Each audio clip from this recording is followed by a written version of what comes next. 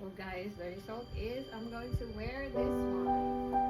It's a cute one, right?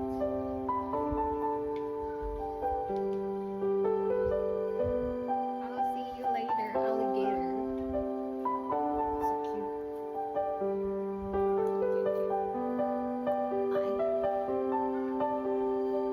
Cute, cute.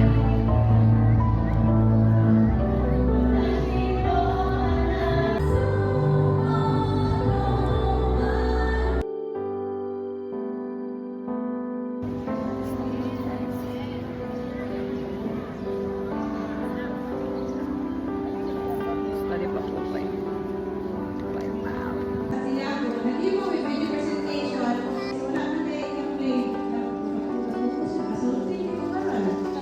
Wow.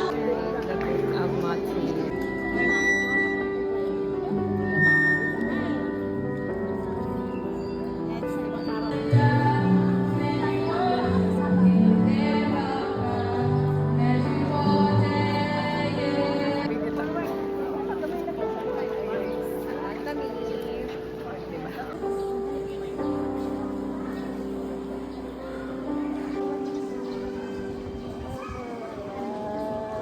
Katong mga Simonit, madainis na bilyasotes.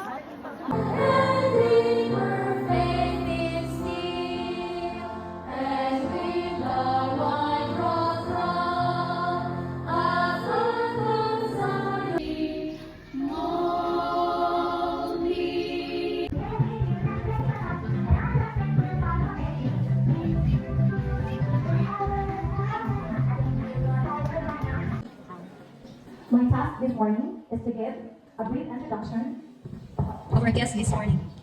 I pray that we will be blessed and be inspired by her journey and faith and excellence. Our speaker came from the land of the beautiful city, Ormoc. She is a woman whose life is a testament to the harmony of faith and intellect. Her journey of excellence began in 2014 when she graduated with her degree in statistics from Visayas State University, Baybay City. But she didn't just use her mind for her own gain. She used her hands to serve, working as a bookkeeper and officer to help others. In 2017, our speaker answered a higher calling and joined the 1000 missionary movement. This journey took her across borders, serving as a missionary teacher in Sri Lanka and continuing her mission in Korea through 2019. She is a woman who truly knows what it means to serve God in every land and every circumstances. Upon her return, her dedication to growth continued. In 2022, she completed her Master of Science in Agricultural Economics. This same year, she began serving our farmers as an officer for the National Irrigation Administration. Since 2023, she joined the faculty of Southern Lady State University as an instructor. Today, she is further expanding her service to the community as a student of law. She stands before us as established published researcher and a resource speaker, but most importantly, as a sister in Christ who proves that woman's intelligence is a gift to be used for His glory. Please join me in welcoming a woman of deep faith and a high purpose, Ms. Edeline P. Nunez.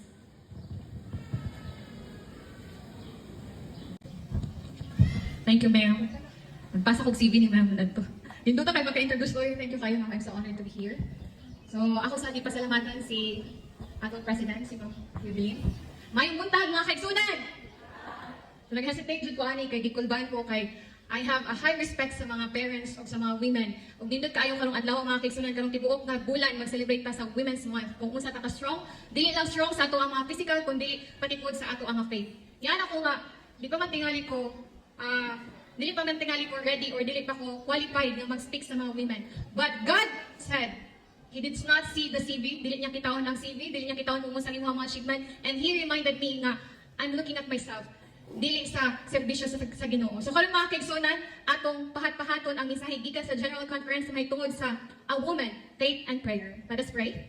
Ginawa man sa tanan, tabangi ko sa mga tipik-tipik ko sa mensahe karong adlaw Ginoo. Unta Lord nga mahimo kining gabayan sa among pagpanginabuhi, isip, woman in faith and in prayer. Thank you so much Lord for being with us. In Jesus name we pray. Amen. So, kung naamoy Bible mga kaigsunan, ang ato ang bersikulo makita kini sa Hebrew 4, Hebrewanon 14 to 16. Nagaingon dire, therefore, since we have a great high priest who has ascended into heaven, Jesus the Son of God, let us hold firmly to the faith we profess. For we do not have a high priest who is unable to empathize with our weaknesses, but we have one who has been tempted in every way, just as we are. Yet he did not sin. Let us then approach God's throne of grace with confidence so that we may receive mercy and find grace to help us in our time of need. So mga kaigsunan, na istorya man ang ako ang CV mga kaigsunan. Kanina verse, mo ni sad ang pinaka-stronghold na ko sa ako ang pag-missionary mga kaigsunan. Before ko na ato sa 1,000 missionary mga kaigsunan, as a woman in faith, daghan kayo ko ang job na nagtuan, then dire ako nagdugay sa hinudangan. So, sa Sigway mga kaigsunan, dahil salamat sa inyong pag-love kanako og sa mga dayo diri, labi na sa mga estudyante. So, mo to mga kaigsunan, nganong nag-missionary ko yato ko Korea o Sri Lanka mga kaigsunan, because my faith was so strong mga kaigsunan, mo ning akong ihatag sa mga batan-on og mga atong katawan diri. Sa diha nga nag-work ko, katong gi-mention nga bookkeeper, I was working with the microfinance ngadto sa Cebu mga kaigsunan. They wanted me to work on Saturday. Ingon dahil na, kay paspas man lagi kong mag-computer mga kaigsunan, human din ako akong trabaho sa ako ang branch. Karon ni ana man ang manager of area manager. Layo ba ako ha or mo unya kanang Cebu. Ni ana day ang manager ngadto nga. Dapat jud kang tabangan jud nimo ang line na branch. Dapat imo jud silang daw mo kay backlog. Grabe masad ning mga financing everyday man ang transaction. So ni ana day ngadto nga dapat mo work jud ka kay kinahanglan magtinabangay ko na ang branch. Unya dugay na kay kung naghangyo adto nga mulib ko kay mo take man ko kanang civil service adto mga kaigsunan.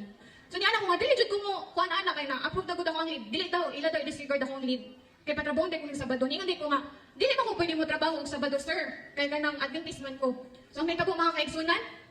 Ni uli gihapon ko layo gud kayo ang Ormoc to Cebu. Ni uli gihapon ko because I believe that God will give me blessings sa pagstand sa ako ang faith mga kaigsunan. Ni stand ko sa akong faith adto nga wala jud ko ni work og Saturday mga kaigsunan.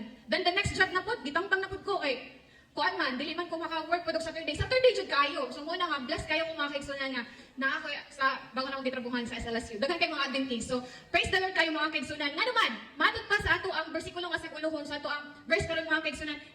Nag-ampo ta sa Ginoo. Nag-ampo ta sa Ginoo nga dili uncaring. So ga-care sila nato mga kaigsunan. Ga-care ang Ginoo sa atuan. Ingon diri, do not come to God with fear.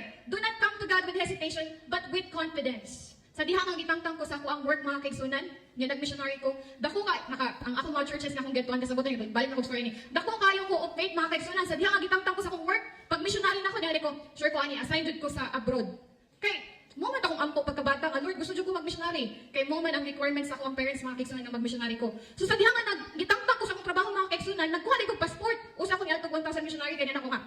Aha, dalhon jud ko sa Ginoo ngadto sa abroad ani. Pero wala ko ka sure. Ako lang ko siyang commitment sa kuha og sa Ginoo. So sa naka-upload ko mga kaigsunan, wala jud ko'y gasto bisag piso. Nakagastos tingali ko sa kay matites man to nato atong gigami. So almost 3 years ko nag-missionary ato sa Sri Lanka o sa Korea mga kaigsunan. So dili kay lapas og alas 12 kay gutom mo naman ta na. So karon mga kaigsunan, pag adto na og Sri Lanka mga kaigsunan, ako lang ni-share kay ganahan jud kay ko ani nga experience mga kaigsunan. Mura jud kog artista ngadto. Kay puti man ko, puti ta ngadto. Sining adto nimo sa Sri Lanka, inigsulod nimo sa ilang church, mandingi tanan. Kuan ka na usa ni, mura ka og head turner every Sabbath kay puti man ka. Nya magpa-picture sila nimo. Kay nagtuo silang daghan kay kwarta adto. Pero ang imo ra jud dalangan to, allowance ra jud 4,000 pesos lang mo allowance ngadto sa Sri Lanka mga kaigsunan. Unya, pero dako atong money kung ato Sri Lanka. So daghan kayo kung adto og mga nanay pud among mga friends ngadto. Kay among gituduan ngadto kay mga gikan pinakadamay hangtod sad sa mga nanay, matudlo mig English niya, usay sa mga college, math pod. So mo to mga kaigsunan na sa diha nga dito ko sa Sri Lanka, sikat kaayo mi. Kami duha sa akong partner. Dito, napajud mi, pero luoy lang dito. Taas kayo ang story nako dito mga kaigsunan, pero dili man siya diri ang focus, diri tam focus sa women of faith. But as a story of mine, I'm also a women of faith, grounded by the Bible, focus on the mission. Wala to ang focus karon mga kaigsunan. So mo to mga kaigsunan, sa diha nga dito mi sa Sri Lanka, luoy kay dito ang mga kabataan. Pero as a woman of faith, gipadala mi ngadto aron magmensahe kay mga bata ngadto kay mga abandoned man. Unya, luoy kay sila mga kaigsunan, ang ilang favorite meal of the week kay ang Saturday afternoon. So karon, paborito kay na, excited kay mga bata. Pero sa ilang paboritohan, boiled egg lang. Boiled egg. Tagduha man sila, so lipay kay sila niya. Kami pud malipay pud may kay libre naman pud inig ka lunch sa Saturday. Pero mga kaigsunan, boiled egg mo na ato ang tigaman mga kaigsunan. We are really blessed kita kay ang boiled egg sa tuwa kay murag simple lang na ato nga pamahaw. Pero ngadto sa Sri Lanka sa Adventist school na among giservan mga kaigsunan, ang boiled egg ilan na nang nindot na kayo, malipay na sila inig ka kuan, inig ka Saturday afternoon. So man ako sa Sri Lanka mga kaigsunan, mupaspas ta, gipadala pud ko ngadto sa South Korea. Pag ato na ako sa South Korea, napalig. Wala na pud mi ditong mga alipin. Alipin sa gigilig, kay kami naman po'y pinakaitom. So while mag-teach mi ngadto, dito sa Sri Lanka mga kaigsunan, mga princess kay may dili mi makalimpyo sa CR. Pag abot sa South Korea, limpyo mi sa CR, nya usahay kay malibang pa mga bata, ikaw pa'y mag-ilo. Yan di ko nga, Lord, maestra man ko ngadto sa Philippines, sa Sri Lanka kay princess treatment man ko. Manong pag-abot diri sa Korea mga kaigsunan. So sometimes mga kaigsunan, magbasi pud ta sa ato ang color mga kaigsunan, no? Magbasi pud ta kung unsay naabot sa tawo, kung sa ato ang makita. But today's story about the story of the Canaanite woman who approaches God. Nindot kani siya nga story mga kaigsunan. Akong giawag ang tanan sa pag-abli sa ilahang Biblia. Kung wala tay Bible, sure ko natin mga cellphone. Hopefully atong cellphone nakasud sa Bible. Makita kini sa Matthew 15. Matthew 15 21 to 28. A Gentile shows her faith. So nice kani ato ang story mga kaigsunan. Na-remind po ni sa ako ang iyaan. Di lang ko mag-mention sa ako ang iyaan. Pero same niya silang story sa Canaanite woman. Ato lang sa liba ko niya taga-ormok man akong iyaan. Sa akong iyaan mga kaigsunan, kung ano siya ka na, dugay na kay siya nag-ampo sa iyahang pamilya. Nga Lord, murag bata pa lang tingali ko, nag-ampo jud siya. Nga Lord, gusto jud ko nga akong mga pamilya mo simba na. Pila na katuig. Pero unsa ka strong ang iyahang pagtuo mga kaigsunan? Karon ang iyang mga pamilya nag-ubay na sa pagsimba o pag-alagad diha ni Ginoong Hesus. Amen ba kaigsunan? So karon mga kaigsunan mo ni si usa ka babae nga Canaanite. Usa siya ka Gentile. Si Jesus niadto siya sa ningon diri in Matthew 15, Matthew says she was a Canaanite, Gentile, a heathen. Someone with whom the Jews did not want to associate. So sometimes kitang mga Kristohanon ba, dili man na siya Adventist, dili na to siya part sa tong grupo. Dili man na siya nagtulagi sa kuan sa mga sa nabi mga taga South Korea diri no. Ngadto sa South Korea mga kaigsunan, feeling namo outcasted mi tungod sa among color. Pero sa mga veteran, welcome kayo mi, pero sa among school nga gyud sing agakan lang ni. Unya, maglimpyo pa gani ka sa CR after nga to sa among klase. Kuan man kanang maglimpyo man mi, di man payo diri sa tuwa nga, di maglimpyo ang mga teacher pero man to maglimpyo dayon. Unya ang mga teacher ngadto, ang pagkita nila sa mua, mura sila og kanang murag ni adto mi ba para sa mahimong alipin o para lang sa kwarta, murag maingon. Pero we ngadto ni adto mi kay para sa pag-serve sa Ginoo, para pila gud ang ilahang masave kung nasa mga missionary na teacher. Nya paringan pa jud nga teacher. So the same here mga kaigsunan sa katong Canaanite si Gentile. Niadto siya sa kuan. Limot ko sa place. Niadto siya si Jesus niadto sa Tyre and Sidon. Pero kani ang woman usa siya ka Gentile. Ug usa pud siya ka Syrian. Unya kani mga Jew sa Manilahang pagkita sa mga Gentile. Magagmay kayo, mga dili apil sa lipunan. Ingon ana ba ta makita sa mga tawo mga kaigsunan? Nga sometimes sa ato ang kahayag dili na makita sa uban kung unsa ang Ginoo. Kay dili pa nga kay mga righteous people man na sila. Dili ta makig-amiga nila kay dili nila masabtan ang ato ang mga sala. Apan ang Canaanite woman mga kaigsunan, nagyapon siya strong faith. Niadto jud siya. Nganong niadto man siya mga kaigsunan? Kay aduna siya dako nga problema. Ang kanindot ani nga woman mga kaigsunan kay niadto siya ni Ginoong Hesus. Dili tungod sa iyahang kaugalingon, kung dili niadto siya sa iyahang anak, iyahang daughter. Kung nakasabot naman nga story mga kaigsunan, makafeel na ako kung unsa ang love sa ginikanan ngadto sa anak. Buhaton jud ang tanan mo nang saludo jud kayo ko sa mga ginikanan sa mga woman diriya. Sometimes I also dream to be a woman with a child in God's will and in God's time. Amen mga kaigsunan. Yes. So mao na mga kaigsunan. Ato siya ikaduha nga punto. Ang woman was not supposed to approach a man other than her husband. Ni-approach siya ni Ginoong Hesus mga kaigsunan. Unsa man ang chismis dahil ang mga Jew. Lang, di man na siya pwede mo duol og lain naman. Kay dapat ang iyang i-approach ang iyang haramang bana. So muna ang kadaot sa ato ang lipunan mga kaigsunan no, nga diyo tra kay tamo yung og chismis. Pero kaning Canaanite woman mga kaigsunan, kaning Gentile nga woman, ang iyahang pagtuo nga ang makapaayo ra jud sa iyang anak, maura jud sa Ginoong Hesus. Napaka na nga pagtuo mga kaigsunan nga bahalang inyo kong tamas-tamason, bahalang inyo kong libakon basta makita na ako si Ginoong Hesus. Gusto ko mo anha sa Tyre or Sidon mga kaigsunan, narito si Jesus Christ. Kay nagatuo ning woman nga ang makaayo na jud sa iyang anak mao si Ginoong Hesus. Kita mga kaigsunan, namatay na nga ang pagsalig. Pero believe jud kay ko sa kuntiya mga kaigsunan. Kay dako kay iyang pagsalig, pila gud ka tuig siyang nagampo. Pero wala jud dito bag sa Ginoo. Pero after how many years? Mga 30 years siguro siya nagampo. Nag-uban na sila karon sa iyang pamilya nga nag-alaga ni Ginoong Hesus. Matod pa sa Matthew 15 verse 22, nagaingon dire. She says, Lord, Son of David, have mercy on me. My daughter is demon-possessed and suffering terribly. O sa iyang giingon mga kaigsunan, have mercy on me. Her daughter was suffering, and when a child suffers, mother's heart suffers even more. Tinuod ba na mga kaigsunan, na kung makita mo sa iyong anak na nagsuffer, kumutod po ang inyong kasing-kasing nga muampo na lang mga Lord.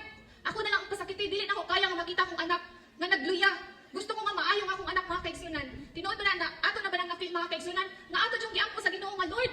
Ayong nga nagtaon ng akong anak, dili jud na ako kaya nga mabuhi nga ang akong anak na sakit mga kaigsunan. Pila na ka years, unya wag gyapon ka gitubag sa Ginoo. Moabot paghapon ang imong pagtuo nga tubagon paghapon ka sa Ginoo.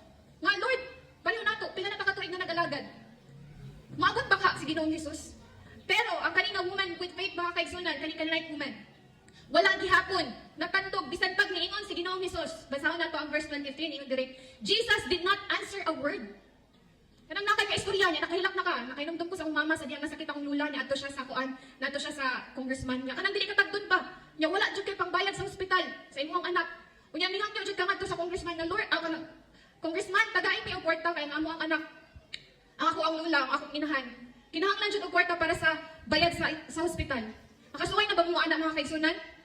So kaning ato ang kanay woman mga kaigsunan, sa dihang ni-approach siya ni Ginoong Hesus, wala jud siya nabati. Nga bisan usa ka word. Have you ever felt ignored, unheard by God? Kaya nakagyam mo ba nga dugay na jud kaayo pero wala jud gitubag ni Ginoong Hesus. Sometimes it is hard to maintain faith when we feel our prayers are not heard. So naabang ko yung mga pag-ampo mga kaigsunan na hangtod karon wala pa jud gitubag ni Ginoong Hesus. Unsa man ang ato ang gibuhat? Ni Lailo bata? Wala na bata ni Simba? Wala na bata ni kay mo ba ang atong mga daot sa ato ang kaugalingon mga kaigsunan no? Kung naa gani kay mga pag-ampo nga dili matubag, dili na dayon ta mag-active sa church, dili na dayon ta mag-alagad, makalimot na dayon ta mag-ampo. But, same with the person, a Jewish prisoner, nagsuwat siya, ninutunta ni og naatay, i-flash niya yung direct, I believe in the sun, even when it is not shining. Imagine na mga kaigsunan, naka sa prisuhan, kanang dako kay kagsalaw, wala man ko, nakasunod kong prisuhan na to sa ormok mga kaigsunan, magluoy jud kayo ilang kayong tangadto niya, buot kayo ang ilang mga higdaanan. Pero imagine na kung naka sa Bartolina, wala kang makitaan nga kahayag. Pero kaning prisoner nga nasa Jewish prisoner mga kaigsunan, nagsuwat siya, I believe in the sun, even when it is not shining. So, bisag gaulan, bisag wala siya nakita nga sun, nag-believe gihapon siya nga adunay sun. I believe in love, even when there's no one there. Nagtuog gihapon ko nga naay paghigugma, bisag walay tawo nga nahigugma kanako. I believe in God, even when He is silent. Nito ba ta mga kaigsunan nga, bisan og wala pa gitubag sa Ginoo nga atong mga pag-ampo, naa gihapon si Ginoong Hesus. Nito ba ta nga, ang atong mga kasakit, kakawangan lamang ni.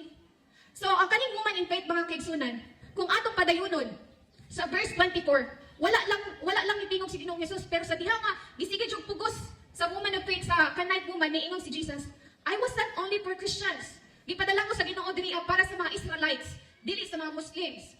I was sent only for white people, not people of color. I was sent only for rich people, not poor people. Sa kita ka mga kaigsunan no, anaan kaning Ginoong Hesus nga wala man ko gipadala para sa imuha. Gipadala man ko alang sa mga puti.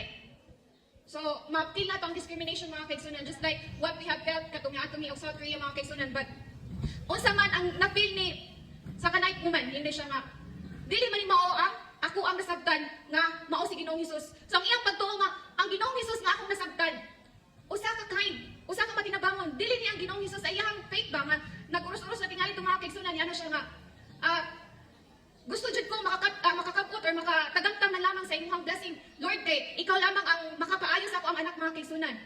So, niingon diri to understand Jesus' reaction, unsa man ang buot pasabot sa dihang wala ni tingog si Ginoong Hesus, ug unsa man ang buot pasabot sa dihang ingon siya nga wala man ko gipadala diri para nimo, gipadala man ko para sa mga Israelites. Niingon diri, Jesus ministered to woman's sorrow to provide a living illustration of the lesson he wanted to teach. Nganong nag-story man siya about ani? The Jewish people had many opportunities to understand the truth, yet they failed to recognize the needs of those around them. So, dahil ang pasabot mga kaigsunan, sometimes kita mga kaigsunan, natin mga gusto, pero ang mga tao nga nang inahanglan jud sa message sa Ginoo ato silang gipang neglect. They made no effort to help those who were spiritually in darkness. So, sa dihang nag-missionary ni mga kaigsunan, ang ato ni og Batangas, anya, super training to namo mga kaigsunan. Unya, naay ka ng mura og baliw, mura og ka ng buag. Nya kami nga mga kuan, kami nga mga Pinoy, murag nahadlok mi. Pero makita nang ang buang nga kuan kana nga, murag gigutom jud siya ba. Unya kami mga Pinoy, ambot kuan na, Pinoy lagi nga. Wala, tingay kuan na siya. Wala jud namo gipagad mga kaigsunan. hangtod usa ka Koreano, nag-prepare siya og daghan kayo nga pagkaon, higong mi, nag-conscious sa kanang nagsadag sila niyang gipanguhan. Daghan na ba kay pagkaon aning Koreanuhan nga dili man ni siya Pinoy. Iyang giadto di ay sa buang mga kaigsunan. Dito murag gikumot ang amuang kasing-kasing mga kaigsunan, oy nagliniay mi kami nga mga Pinoy.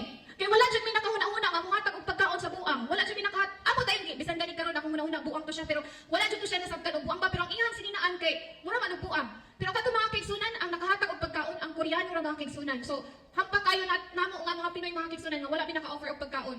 So sometimes kita we judge people by the way they wear. Nya dili na ta mo tabang kay nga to ang pagkita nga di man na makabalik og tabang nga to oy. So mga kaigsunan mo na gi-emphasize ni Jesus. Sa dihang ni ana siya nga wala man ko ni ari para sa mga Muslim, wala man ko ni ari para sa mga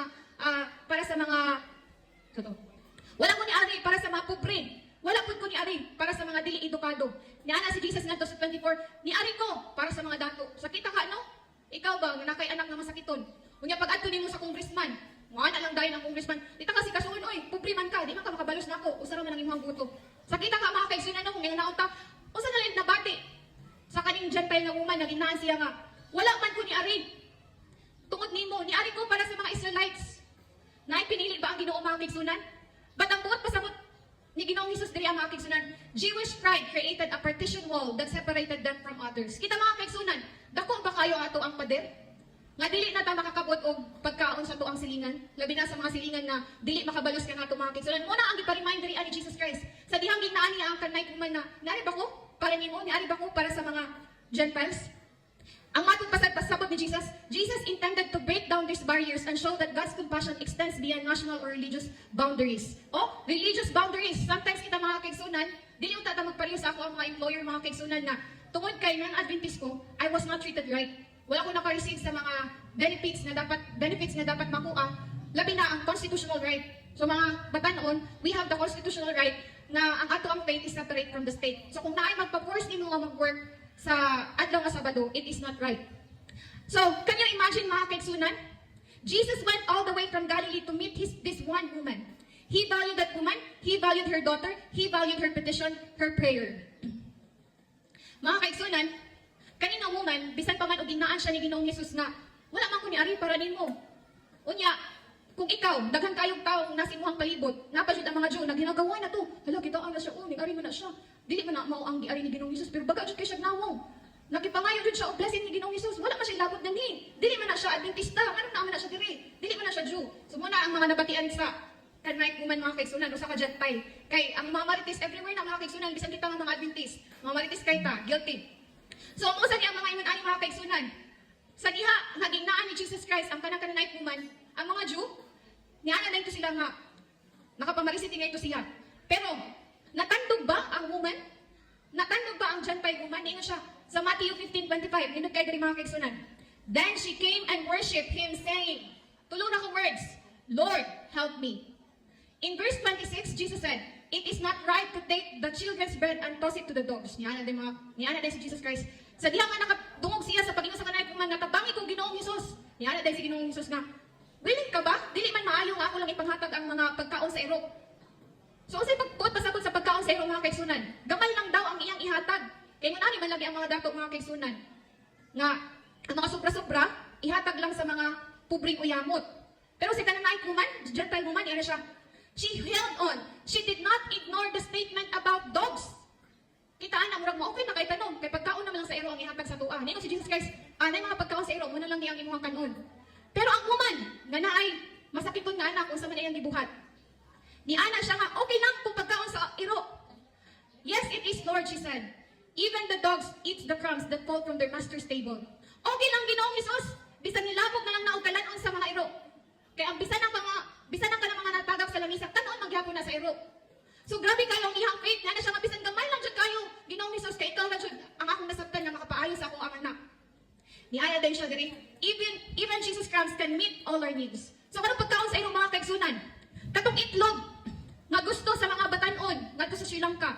Gamay ra kayo mga kaigsunan, pero unsa nakadako sa kalipay sa mga batanon ngadto mga kaigsunan. The same as this kanay kuman mga kaigsunan. Yung siya bahalang pagkaon sa iro. Kay kahibaw ko nang ako ang gipangayuan mao si Ginoong Hesus. Nice kay mga kaigsunan no? Ang faith sa kananay kuman mga kaigsunan, yan na siya nga okay lang. Bisag pagkaon na ni siya sa iro. Kay gikan man sa ni Ginoong Hesus. Kanindot kayo ang mga kaigsunan nga ang blessing. Bisag gamay ra jud kayo na. Pero kay baw ka nga gikan na ni Ginoong Hesus. Grabe nga pagtuo mga kaigsunan. Naa ba tayo anak mga kaigsunan? Maka praise ba ta, maka give thanks ba ta sa Ginoo? Bisan sa mga gamay nga blessings na tuwang nadawat. Ningon diriya, we are coming to the I am. So saying sa story sa mga bata, I am. So meaning sa I am, mao ang omnipotent ruler of the universe. Nothing is too hard for him. Nothing. We just need to ask in faith. So kato mga kaigsunan, ang katungkuman, bisag pagkaon lang sa iro, kay bago magikan ni siya, ni Ginoong Hesus mga kaigsunan. Ningon na po diri sa Matthew 15 verse 28, woman. So nakuan si Ginoong Hesus, murag natandog si Ginoong Hesus, niya din siya nga. Sa mind tingali ni Ginoong Hesus na, grabe no? Grabe ang iyang pagtuo, nga bisag kalanon lang sa iro. Willing na siyang mudawat. Kay tungod sa iyang pagtuo, nga bisan og gamay lang ni makapaayon ni sa ako ang anak. Let's read Matthew 15 verse 28. It says here, then Jesus answered and said to her, "O woman, great is your faith. Your request is granted." Kanindot kayo mga kaigsunan, no? Woman, you have great faith. Dako kayo ang imuhang pagtuo. So akong grant ang imuhang mga request. Matthew 15 verse 28. So mo tingali niya akong iyaan mga kaigsunan. Sige lang jud siya pagampo mga 30 years. Ug karon nga mga tuig mga kaigsunan, gigrant sa Ginoo ang iyang pagampo nga mag-uban na sila sa iyang pamilya sa pagsimba. Ningon dire, true faith's triumph. It is almost as if the Lord of the glory surrendered to the conquering arms of woman's faith and her prayer. Another story mga kaigsunan. The faith of the centurion. So kayo din centurion mga kaigsunan, usa din siya ka-leader sa mga soldiers. Makita ni siya sa Matthew 8 verse 10. Niadto siya ni Ginoong Hesus. Niya din siya nga, Lord, pwede mo kong tabangan? Ningon din na, ningon din mga kaigsunan na, nganong mangyayo pa magkagtabang nako nga leader man ka sa 100 ka military, isog man ka.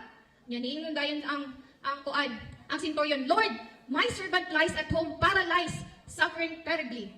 So dili makalihok ang ako ang alagad usa sa ako ang sundalo. Lord, dili siya makalihok. Pero kahibaw ko, kay ikaw man, bisan ako ang leader nila, kahibaw ko nga ikaw ang leader sa healer. Niyo siya, Lord, I am not worthy that you should come under my roof. But only speak a word and my servant will be healed. Pero kahibaw ko, Lord, nga bisan usa lang ka word nimo, maayo ang ako ang sundalo. Nabatay faith ana mga kaigsunan. Nabatay faith nga inig-adto nato sa church, maayo lagi ko kay moadto kog church. Sometimes guilty ko sa tani, nga kanang kuha ang atong pagtuo ba. Di na ta mo simba kay di lagi ko maayo ani mo samot pa ni kay init kayo ang simbahan. Pero grabe kayo ang faith sa centurion mga kaigsunan, yana siya nga. Kay bawo ko Lord nga bisan usa lang sa imong pagstorya, maayo ang ako ang sundalo. Unsay response sa Ginoo? I assuredly say to you, I have not found such great faith. Wala jud ko nakakita og ingani nga pagtuo even sa mga Israelites. Kita mga kaigsunan, mga modern Israelites man pa. Namatay pagtuo ani nga makabatik lang ta sa mensahe sa Ginoo mahimot ang mamaayo. And I say to you that many will come from east and west and sit down with Abraham, Isaac, and Jacob in the kingdom of heaven. Then Jesus said to the centurion, go your way, and as you have believed, so let it be done for you. And his servant was healed the same hour. So naayo ang iyahang sundalo mga kaigsunan. Unsa man ang lesson nga ato ang makuha sa woman of faith diri mga kaigsunan? First is faith. Faith that we have noted all the story of her requests and responses. Faith that hangs on even when there is no immediate response. Pagtuo mga kaigsunan, pareho sa woman of faith na asyong pagtuo, nga bisag walay response ang Ginoo. Second, persistence. She did not let anyone or anything stop her. Gusto ko maayo ang ako ang anak. So walay dapat nga mo pugong nako bisan pa man ang mga chismosa. The last one, mo ni ang pinaka natandog ko mga kaigsunan. There was also a lesson for the disciples and for us. Sometimes mga kaigsunan, our prayer is for ourselves. But do we really believe that God, that Jesus cares about them? Do we even act like we really care about people? Ang ikatulong mga kaigsunan is we should pray, not just for ourselves, but for the people around us mga kaigsunan. So again, the lessons that we can learn out from the story of the Gentile woman is first, is we have to have faith, even if there's no answers yet. Second is persistence, and third is cares about the others. The Canaanite woman mga kaigsunan, bisag usa siya ka Gentile, usa ka Syrian, nagpakita siya kung unsa kakusog ang pag-ampo. She teaches us to ask God for mercy, not to dictate how God should answer. She demonstrated persistent faith, continuing to believe even when answers seems delayed. Her prayer was a prayer of faith that refused to remain silent. She boldly cried out, have mercy, Lord, kaluy in me. Her example reveals a faith that never gives up, even in the face of obstacles. Mga kaigsunan, today as I may take my seat, let us be remembered kung unsa ka-strong ang faith ni Gentile woman mga kaigsunan. Let us always remember na ang atong ginaampo, ang atong giampo is not an uncaring man. Si Ginoong Hesus na mga kaigsunan, let us not be lazy na mag-ampo mga kaigsunan, because in due time, He will give us an answer. He will answer our prayer. Do we have that faith as a woman in prayer mga kaigsunan? Amen? So, before I will take my seat, let me read to you a passage found in Hebrews 4:16. Let us then approach God's throne of grace with confidence, so that we may receive mercy and find grace to help us in our time of need. So mga kaigsunan, let us be reminded the story about Canaanite's woman, her faith, her persistence, and his love for her daughter. Thank you so much, and may God bless us.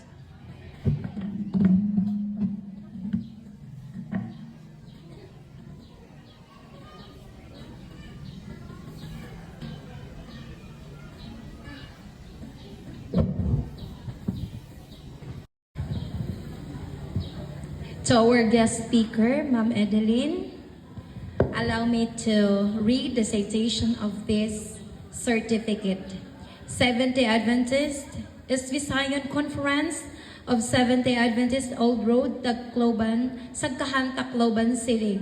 Plaque of appreciation presented to our guest, Miss Edeline Pitogo Nunez. In grateful appreciation for your inspiring message during the Women's Ministry International Day of Prayer of Seventh-day Adventist Church, Hinunangan District. Thank you for allowing God to use you as a vessel of hope and encouragement. Your dedication, spiritual leadership, and powerful words have uplifted and strengthened our hearts in Christ. Given the 7th day of March 2026, held at Barangay Hingatungan Auditorium, Silago, Southern Leyte. Signed, President of Women's Ministries, Hinunangan District, Leodelin Ansale. Hinunangan District Pastor, Pastor JVJ Napoli. Accept this plaque of appreciation and simple token as our way of our great appreciation for your beautiful message this very moment.